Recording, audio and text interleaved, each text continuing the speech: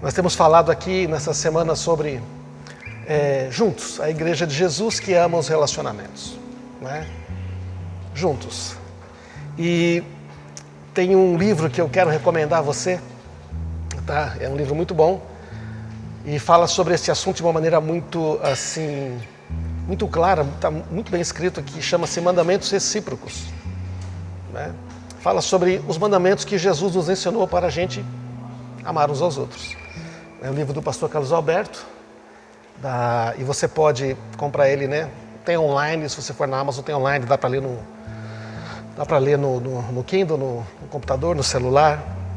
Então, o detalhamento de muitas coisas que eu tenho falado, Edson e outros aqui, você vai encontrar nesse livro, tá bom? Mandamentos Recíprocos, tá certo? Tá aí até o QR Code se você quiser clicar e pegar. Nós não temos ele aqui em virtude de estarmos, né? Por causa da pandemia, mas você consegue comprar ele digitalmente. Maravilha? E hoje nós vamos falar sobre construir relacionamentos. Uma coisa que hoje em dia é tão comum a gente ouvir sobre destruir relacionamentos, não é? Mas nós queremos falar sobre construir relacionamentos. E você sabe, o relacionamento é uma coisa tão forte que ele subsiste à distância, ele subsiste a tempo. Relacionamentos, quando eles são bem construídos, eles são como aqueles edifícios, sabe? Que tem muitos e muitos anos, tem aquelas colunas enormes, e eles não caem porque eles têm alicerces profundos. Agora, relacionamentos que são mal construídos, não são cuidados, eles são como assim, um casebre na areia. Depois de um certo tempo, aquilo apodrece e cai. E sabe, essa questão de relacionamentos ela é tão crucial porque relacionamento, você sabe, é tudo de bom, não é verdade? Pergunta para quem está apaixonado, né? Pergunta para quem está ali namorando, não é? Pergunta, quando eu estava lá, naquele trabalho de conquistar a minha namorada Marisa, e eu não tinha tempo ruim, eu andava de Mercedes naquela época, né? 42 lugares, aquela coisa toda, né? Cabia umas 80 pessoas. Eu descia, subia uma ladeirona só para ver ela 10 minutos. Porque quando você está apaixonado, todo o esforço, né? É tudo de bom e é tudo maravilhoso. Então, o melhor das coisas está nos relacionamentos. Mas, ao mesmo tempo, relacionamento é tudo de ruim. Porque aquilo que bota a gente para baixo, que mais incomoda a gente, também são relacionamentos. São decepções, frustrações, traições, situações que a gente não sabe como lidar. Então a questão toda de relacionamento ela é muito séria. Como eu sempre digo, você não consegue ficar frustrado muito tempo com o seu celular que parou de funcionar. Não é verdade? Tá bom, é um objeto. Né? Alguns tratam até como uma pessoa, na verdade não. Tem gente, eles querem até ser uma pessoa, né? Tem aí, tá cheio de assistente virtual querendo falar com você, mas na verdade não são pessoas. Você se frustra e você se alegra muito com pessoas. Então não dá para dizer que relacionamentos não são importantes. E não se trata se você tem muitos relacionamentos ou tem poucos relacionamentos. Tem pessoas que são muito extrovertidas, têm muitos relacionamentos. Imagina alguém que é vendedor, na verdade, tem muitos contatos, tem muitos relacionamentos, mas não estou falando de contato. Você pode ser um vendedor, ter milhares de contatos, falar com muita gente, mas não tem relacionamento com as pessoas. Relacionamentos são aquelas ligações, como nós cantamos aqui, corpo, aquelas conexões, esses são os relacionamentos. Relacionamentos que realmente importam, não é? E aí eu quero fazer uma pergunta aqui. Quando você começa a pensar em relacionamento, uma vez eu ouvi essa pergunta num curso que eu fiz, e perguntou assim, quais pessoas energizam você e quais pessoas desenergizam, descarregam você? Eu queria que você pensasse um pouco, quem são as pessoas dos seus relacionamentos que recarregam a sua energia emocional, física, mental? E quais são as pessoas que consomem as suas energias? Pensa um pouquinho nisso, né? Quem é que recarrega você? Quando você está com essa pessoa, você sai mais energizado, sai melhor. E quando você está com essa pessoa, consome as suas energias, ela te esgota. Consegue fazer uma listinha? Às vezes tem uma que você coloca nos dois lugares, né? Talvez você colocar, a minha mulher está nos dois lugares, depende de como ela está. Meu marido está nos dois lugares, depende de como é. Meu filho está nos dois lugares. É verdade, mas sabe, se você tem relacionamentos só que te consomem, né, você está precisando encontrar alguns que te recarreguem. Olha, todo relacionamento consome um pouco, tá? Não tem como você ter um relacionamento que não consuma suas energias. Não tem problema não tem como você só se carregar. Veja, há um limite. Eu não sei, você pegou o seu celular? Quando deu 100%, deu 100%, não carrega mais que aquilo. Não é?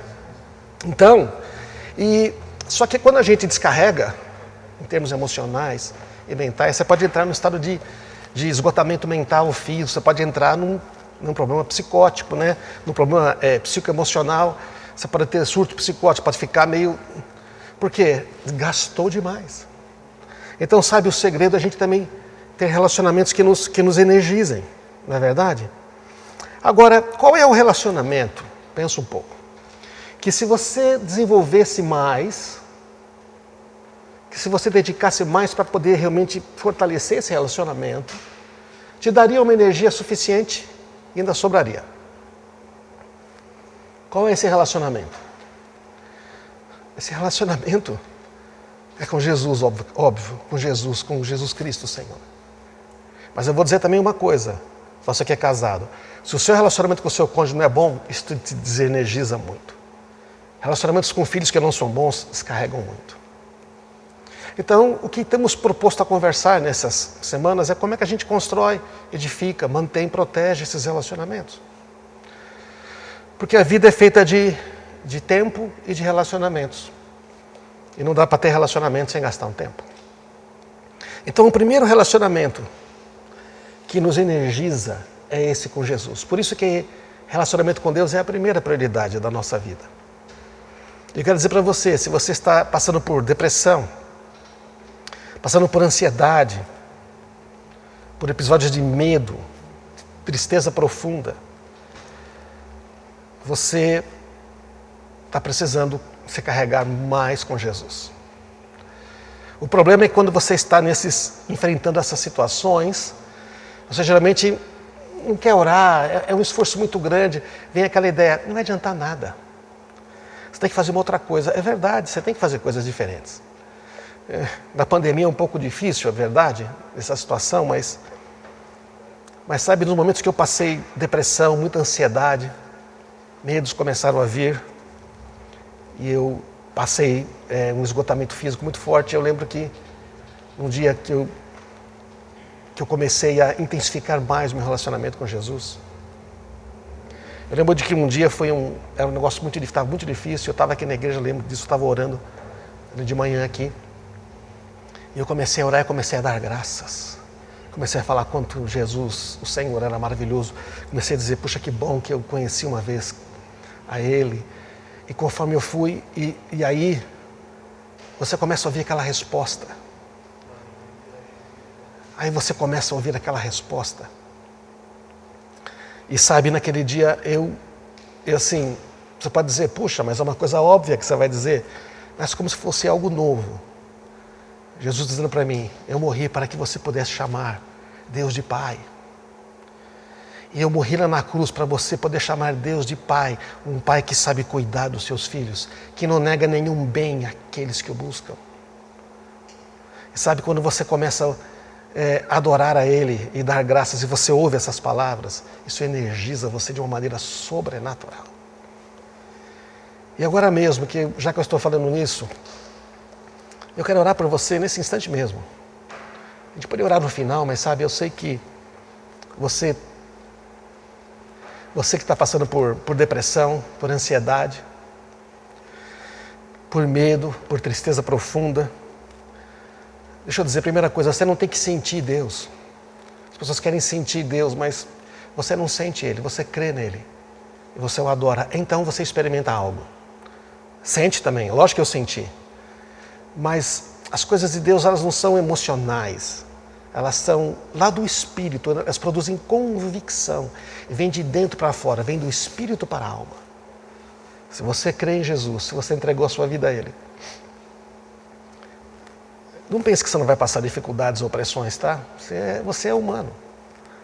Mas você que está em depressão, ansiedade, medo, tristeza profunda, deixa eu dizer uma coisa.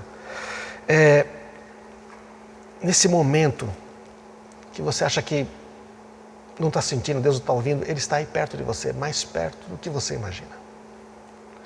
Eu quero orar por você que está debaixo disso, porque nessa situação, os sentimentos e alguns pensamentos parecem que são invencíveis. São maiores do que a gente. Mas a palavra de Deus é maior que qualquer pensamento. E eu que sei os planos que tenho para você, eu tenho planos de bem e não de mal. Por isso, Pai, eu quero abençoar agora cada pessoa que está nos ouvindo nesse mesmo instante. Que está passando por depressão, por ansiedade, por medo. E o difícil disso é que a gente sabe que está passando. A gente sabe que tem, mesmo assim não conseguimos sair. É como se nós buscássemos um botão para apertar. Mas, Senhor, agora nós te damos graças porque o Senhor não pode jamais negar a si mesmo e o Senhor é bondoso. Deu Jesus lá na cruz para que, morrendo e ressuscitando, nós pudéssemos te chamar de Pai. Nós pudéssemos experimentar salvação, proteção, vida eterna, esperança a cada dia.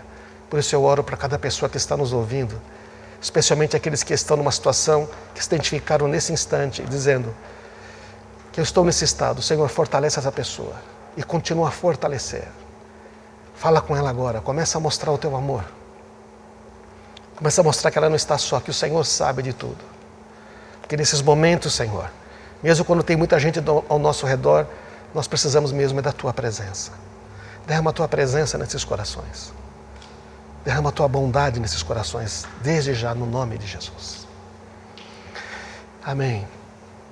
E eu quero continuar aqui, lembrando que na igreja, a igreja de Jesus, na igreja a maioria dos relacionamentos deveria ser saudável. Deveria nos recarregar, nos energizar.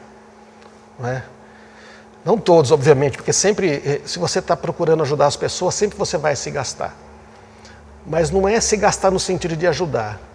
O que descarrega você, o que descarrega a gente emocionalmente, quando a gente sente que nossos esforços não são inúteis, ou então as pessoas que a gente mais ama, né, nos desprezam, nos rejeitam. Isto descarrega muito. Então, é muito comum na igreja nós falarmos, a igreja é só problema, a igreja só tem coisa e sabe? E o que deveria ser assim algo bom, somos corpo e família, bem ajustados, vivendo em amor, às vezes fala, ai meu Deus. Então a igreja se torna uma religião, uma obrigação. E eu vou dizer, Jesus não criou religião nenhuma, nem obrigação nenhuma. Ele disse, meu jugo é suave, meu fardo é leve. Então eu já vi muitos pastores e líderes e pessoas que trabalham na igreja sendo sugadas pelas suas energias. Tem pessoas realmente que sugam tudo. Tem pessoas que são eternamente dependentes, elas se penduram e elas vão continuar existindo aí. Como é que nós fazemos? Bom, se a gente só procurar atender todas as pessoas, a gente não se recarrega com Jesus, a gente não tem amigos de verdade, a gente vai se sentir realmente exausto, não é verdade? Na igreja deveríamos ter amigos de verdade, amigos que pudessem confessar seus pecados, pedir oração, eles tudo bem. Amigos que você pudesse dizer, olha, eu não consigo, e eles ajudam você. Sabe, mas hoje o que se pensa de igreja é cargos, funções, organização, trabalho, reconhecimento, oportunidade. É como se fosse assim, meu Deus, Jesus não criou isso. Aliás, a igreja de Jesus era bem simples, não é? E no que se chama de igreja hoje em dia, as pessoas, na maioria das vezes, o problema está com outra pessoa, não é verdade? Ah, se não fosse pelo outro, não fosse pelo outro. Mas, gente, isso não é igreja. Isso não é igreja. Lugar onde você vai ter que ficar se mostrando para alguém, criticando alguém. E aí vem uma pergunta interessante, né? A gente sempre está falando dos outros, mas olha aqui, e nós? Você é alguém que recarrega ou consome as energias dos outros? Quando você está com as pessoas, elas se sentem que você está energizando, carregando elas, ou elas sentem que você está drenando elas? Bom, não sei direito. Bom, podemos perguntar, será? Eu já recebi alguns retornos, dizendo, olha, é difícil ficar com você, porque a gente sai pior. Você às vezes exige demais, você critica demais, já aponta logo que está errado. Né? Eu falo, nossa, mas eu estou querendo ajudar, mas eu estou drenando a pessoa. Imagina alguém vem perto de você com o maior esforço, você fala, isso aqui está errado. Drena as energias. Drena as energias. Pensa um pouquinho. Não vou ficar pensando nos outros agora. Vamos pensar na gente. A gente carrega as pessoas que estão conosco ou nós descarregamos elas? Nós somos o tipo de pessoa que energiza, que, não é? Que deixa as pessoas mais carregadas emocionalmente, ou nós somos aquelas que descarregam? Agora há pouco você pensou naquelas que descarregavam você. E a gente? Sempre crítico, sempre pensando pior, sempre reclamando, sempre vendo o que faltou, sempre... Ou então somos muito sensíveis, não é verdade?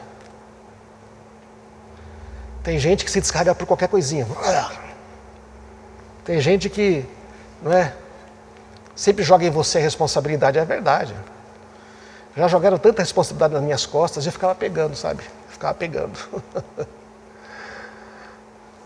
Hoje eu entendo que tem pessoas que vão sempre jogar os problemas dela em cima da gente. Mas a gente tem que falar assim, então, só que esse é seu, né? Posso carregar por você. Tá? Eu posso ajudar você podia jogar fora algumas coisas. Mas quando você está, isso aí seria você tentar recarregar uma outra pessoa, energizar ela. Ela pode não querer. Então, é uma coisa de duas vias, porque estamos conectados. Sabe quando uma pilha está ligada na outra? O que é que os nossos amigos podem dizer da gente? Eu energizo você? As pessoas saem melhor quando estão com a gente? A igreja foi concebida por Jesus para ser um lugar de mútua edificação, de amor, de encorajamento. Por isso que a profecia é tão importante. Encoraja, consola, não é? Edifica. Palavras de Deus. É importante pensar nisso, porque os relacionamentos, eles fazem isso com a gente. Eles de certa forma, vão orientar a nossa vida. E o segredo para isto? Jesus nos deu o segredo.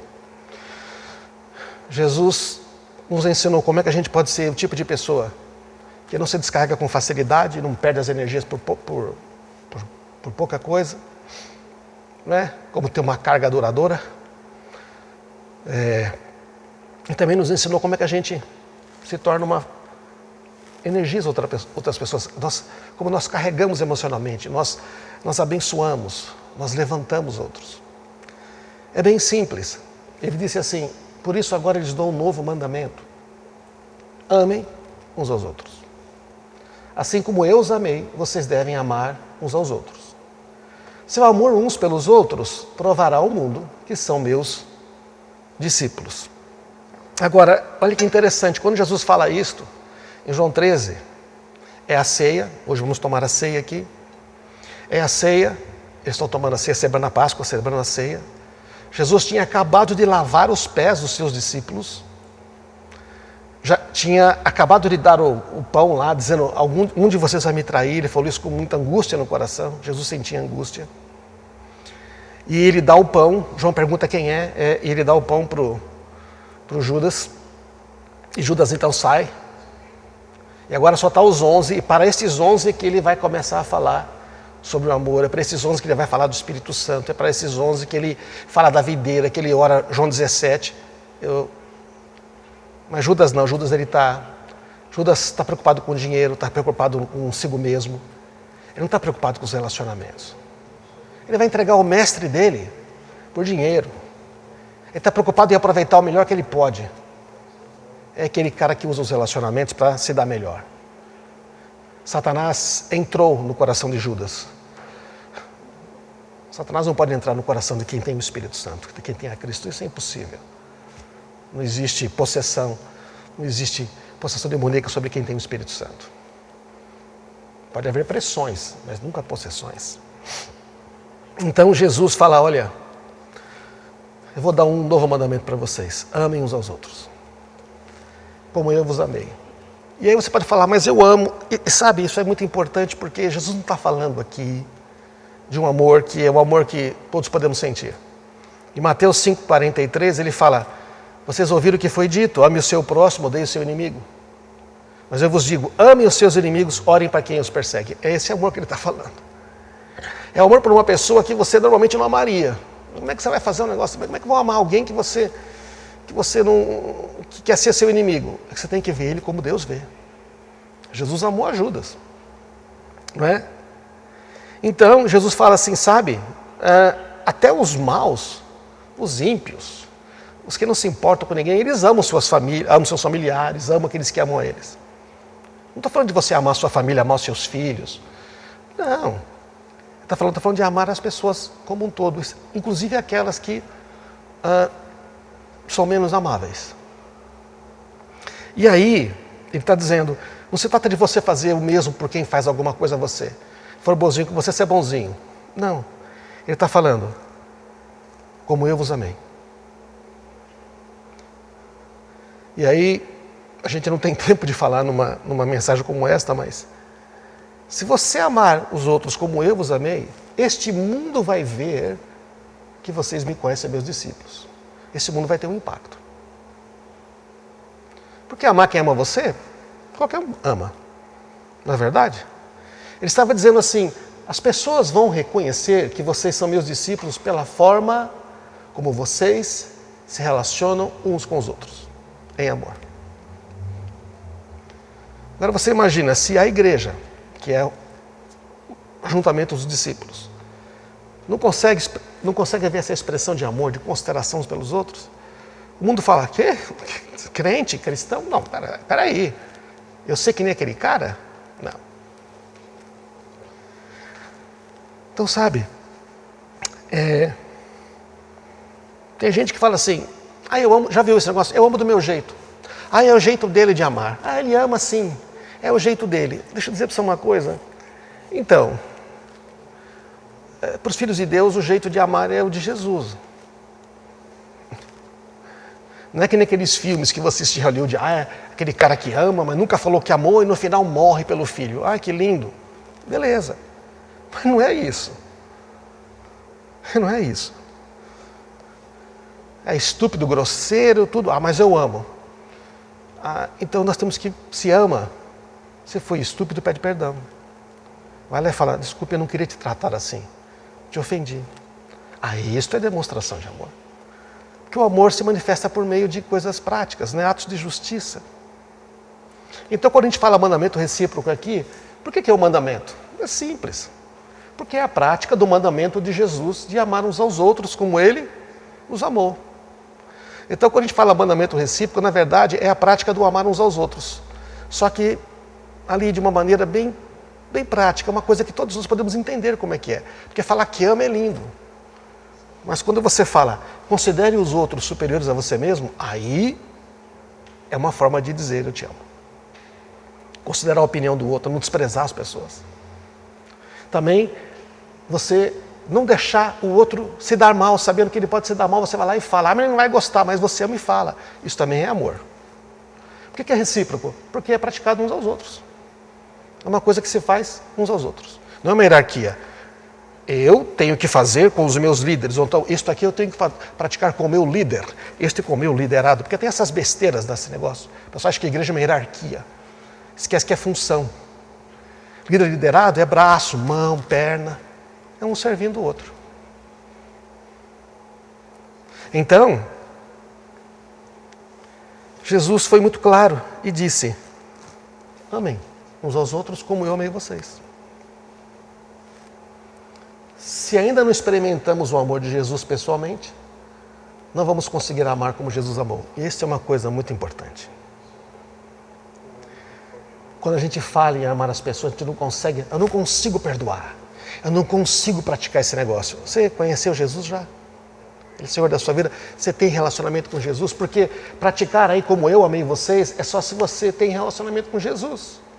Tem que nascer de novo, como falou o Edson semana passada. Tem que experimentar uma vida. A vida de Cristo é em nós para amar com esse tipo de amor. Então, como eu amei vocês. Então, se eu quiser amar a minha esposa como Jesus me amou, eu tenho que experimentar o amor de Jesus. Para amar o meu filho como Jesus me amou, para amar o meu amigo, eu tenho que ter esse relacionamento com ele primeiro, entende? Senão fica meio assim, uma coisa pesada, difícil, é um negócio legalista, é uma religião muito dura. Religião não funciona.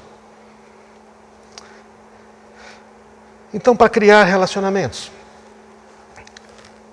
Jesus respondeu: todo aquele que vive pecando é escravo do pecado. O escravo não tem lugar permanente na família, mas o filho pertence a ela para sempre. Então ele está falando, sabe, quando você é filho de Deus, não é que você agora não falha mais, mas você não é mais escravo. Você tem o poder de viver uma vida diferente. Você tem o Espírito Santo agora. E eu não sei você, mas assim, do meu filho, dos meus filhos, eu tenho uma expectativa diferente das outras pessoas. Não é verdade? Quando eles eram menores, mas pai, fulano disse que pode. Falar, mas assim, mas fulano não é meu filho. Meu filho é você. Porque na nossa casa a gente faz assim. Mas pai, por que você não fala outras coisas? É lógico que não era do interesse, né? Então assim, dos filhos a gente espera uma posição diferente. Né? Porque os filhos você ensinou, você deu o seu exemplo. Você fala, olha, faça como eu fiz. E de Deus, a mesma coisa, a expectativa em relação ao filho é diferente. Deus espera que seus filhos vivam pelas leis do seu reino. Um reino que é baseado em amor e justiça. Então, o que acontece? Vamos ver o que aconteceu quando as pessoas começaram a experimentar o amai-vos uns aos outros como eu vos amei. Embora o Edson tenha comentado aqui a semana passada, eu quero repetir porque o efeito da gente amar as pessoas, como Jesus amou, ele pode ser visto. Ele pode ser visto de maneira muito clara. Olha aqui, ó. Atos 2:42. Todos se dedicavam de coração. Interessante que todos se dedicavam de coração. Eu tentei sublinhar umas palavras no texto, mas não dá. É tudo importante. Aqui diz que todo mundo daquele grupo, que eram cristãos, eles tinham uma dedicação de coração. Eles não faziam muitas coisas, eles faziam com dedicação essas 4. Ensino dos apóstolos. Então eles ouviam a palavra de Deus e falavam, eu quero aprender mais. A comunhão, eles estavam sempre juntos, conversando uns com os outros. Partir do pão diz respeito a tanto você pegar a sua comida e repartir, como também a ceia do Senhor. Eles faziam as duas coisas, eles repartiam a comida e faziam a ceia. E a oração. Então, palavra, comunhão, partir do pão, que é ceia e estar junto, repartir as coisas e oração. A gente olha para a igreja de hoje e a gente vê às vezes, né, quando fala igreja, você, é o prédio, não tem, vou na igreja, mas como é que você vai na igreja? A gente é a igreja.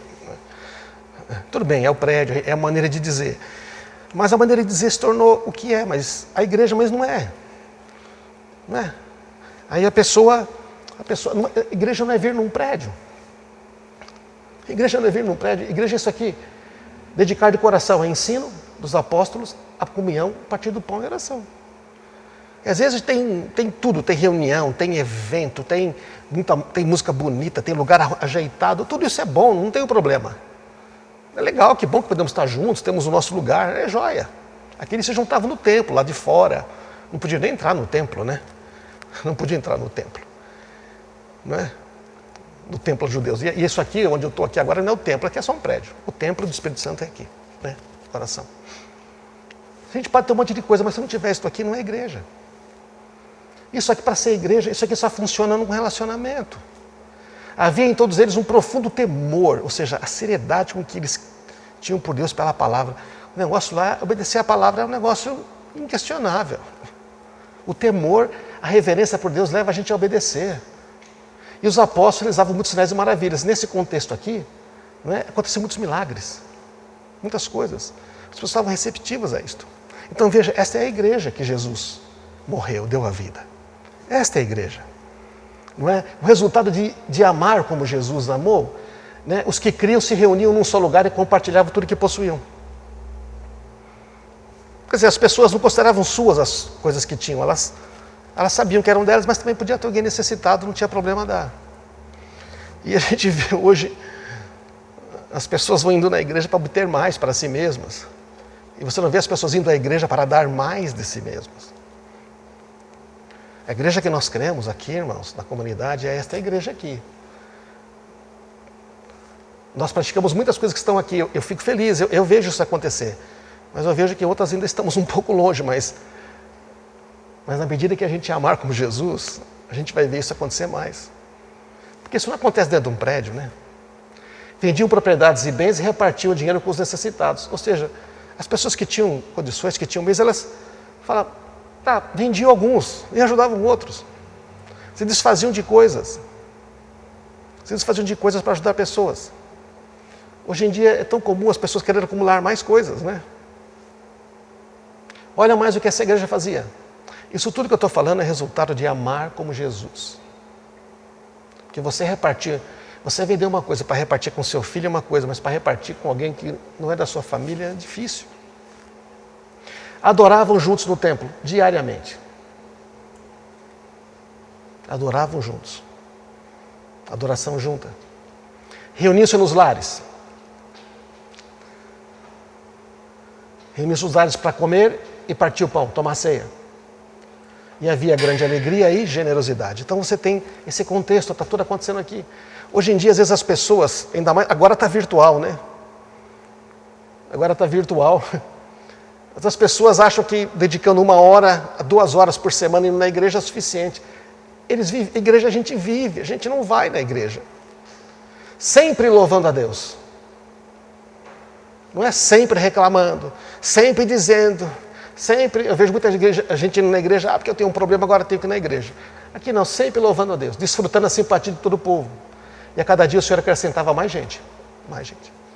Esse é o efeito de amar como Jesus amou. Esta é a igreja que a gente sonha. Será que ela é possível ainda hoje? Deus tem me falado novamente para a gente voltar a sonhar com a igreja dele, sabe?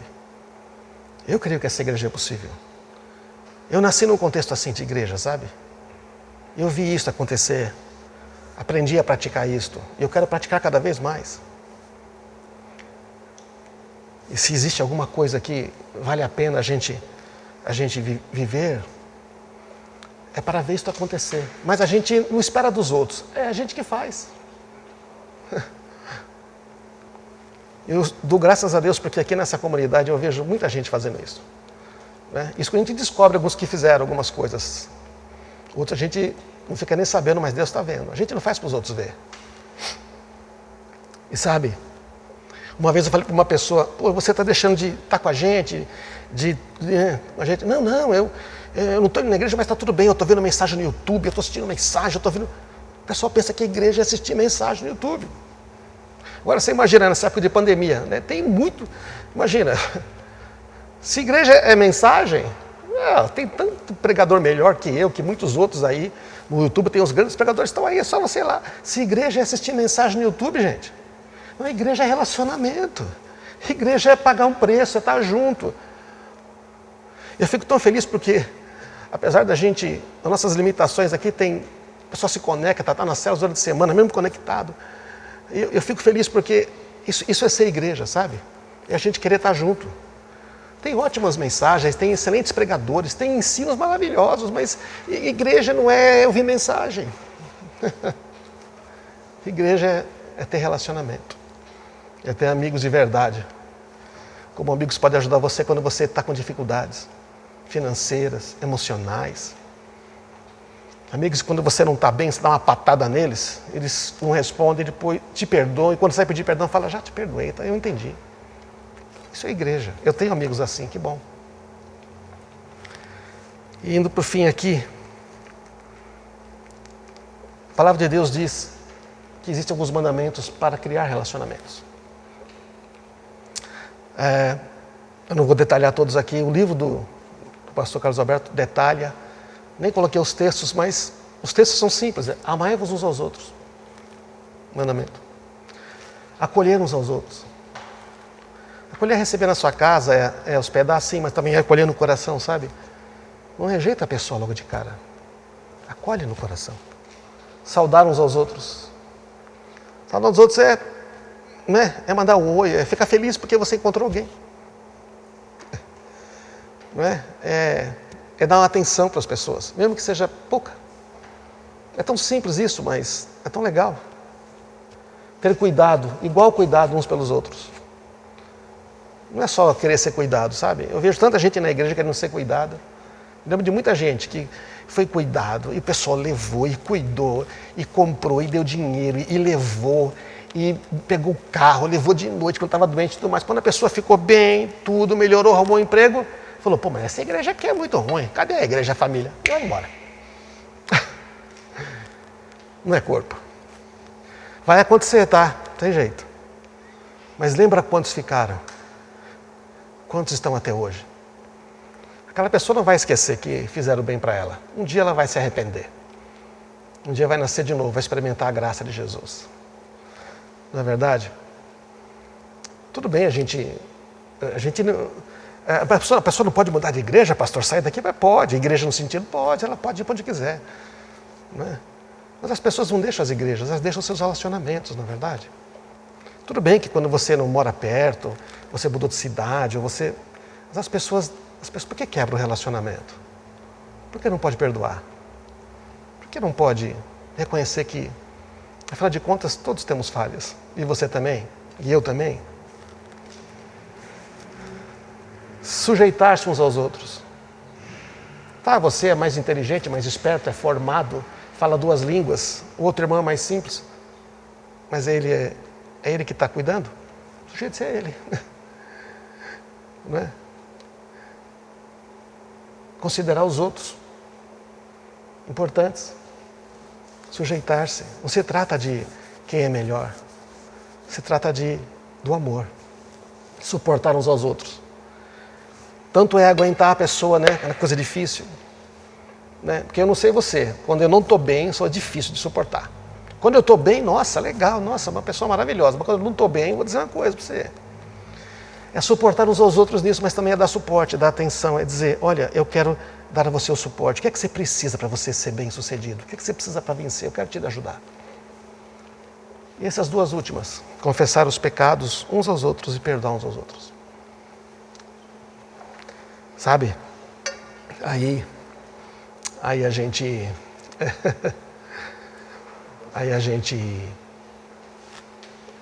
precisa ter um bom relacionamento, né?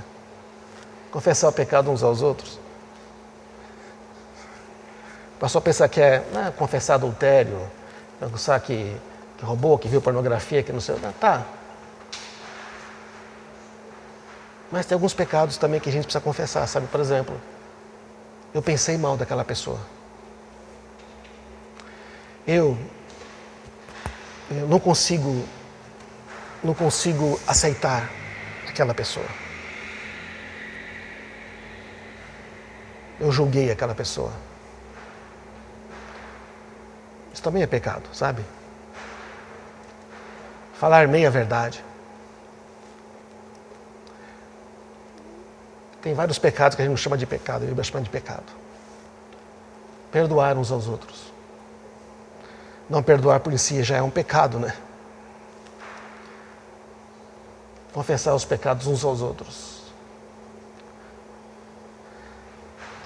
É quando eu reconheço diante de uma outra pessoa os meus erros. É quando a gente corre o risco de que a nossa reputação não seja assim, tão mais tanto admirado. Sabe uma coisa que eu percebo na igreja, eu quero dizer para vocês que estão aqui, todos me ouvindo. Eu e a Marisa percebemos muito. Quando a gente se tornou pastor, antes a gente era, não sei, já deve ser, não sei, outro tipo de ser, né, normal. Muitos vinham para a gente, falavam, confessavam os pecados, pediam ajuda. Na hora que você vira pastor, o pessoal fala, nossa, o pastor vai ficar sabendo. Aí os caras têm medo de confessar pecado para o pastor. Confessa para todo mundo. Porque o pastor vai fazer o quê? Vai pensar o quê? Ou vai tirar o cargo dele? Gente, não é essa a igreja de Jesus, tá? A gente não faz isso. Geralmente quando as pessoas confessam o pecado para o pastor, já está tão estragado.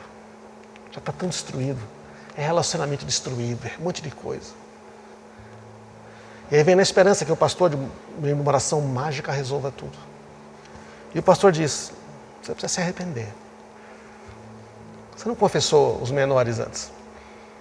Não confessou a tentação, porque não confessou. É porque não confiava. Não tinha confiança, tinha medo. Sabe, o medo é o maior destruidor de relacionamentos. O medo é o oposto do amor. Por isso o amor lança fora o medo. Medo de ter relacionamento, medo de você abrir o coração. Na verdade, sempre é um risco. Alguém pode falar de você, abrir a sua vida. Mas a paz que você encontra, a alegria que você experimenta é muito grande. Você tem alguém que você consegue pedir perdão dos seus erros, da sua casa, dos seus filhos, mesmo pequeno?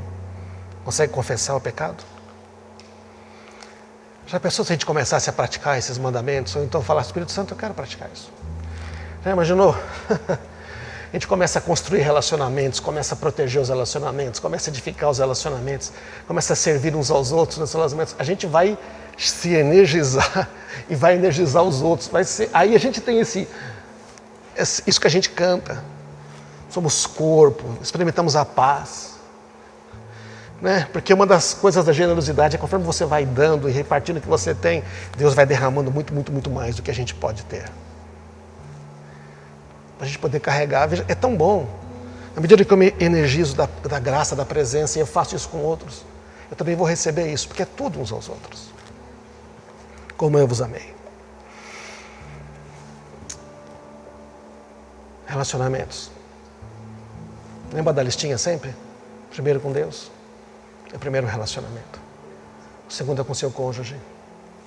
Depois é com seus filhos, com sua família. Se você é filho, não é casado, é com seus pais e com seus irmãos. Depois com as pessoas do seu trabalho, os não cristãos, as pessoas que você convive.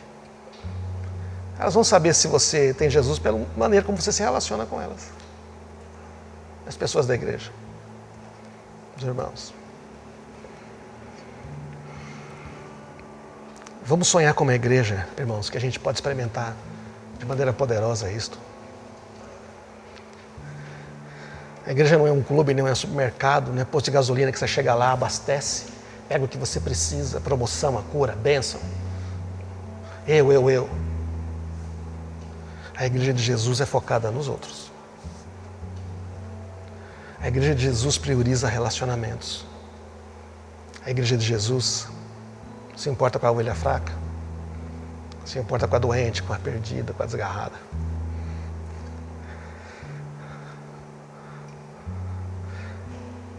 Quando a gente pensa demais em nós mesmos, a gente se ofende por qualquer coisa. Estamos sempre nos ofendendo. Se você se ofende com facilidade, você pensa demais em você. Os humildes, eles pensam o suficiente, como nós já pregamos aqui, né? E agora nós vamos tomar a ceia. E a ceia é relacionamento com Jesus e uns aos outros. Tem um preço a pagar para experimentar esta igreja. A de Jesus. A igreja da frequência, do prédio que você vai lá e é um número. Beleza. Mas a igreja de Jesus é essa, dos relacionamentos do amor, tem que pagar um preço. Jesus avisou, olha, a me seguir não é uma coisa assim. Jesus avisou, tem um preço a pagar. Mas eu vou estar com você. E as recompensas valem a pena. Tem que renunciar ao que você tem, mas o que você renunciar, você vai receber multiplicadamente. Então, quero desafiar você neste momento. Essa é a igreja pela qual Jesus morreu e ressuscitou. E ao tomar a ceia agora, nós vamos celebrar isto pelo qual ele morreu e ressuscitou. Vamos orar. É isso que você deseja? Esta igreja, quantas pessoas o Senhor deu a vida para a gente poder viver de uma outra maneira. Pai amado, eu oro agora oramos pela igreja, que somos nós mesmos, Senhor.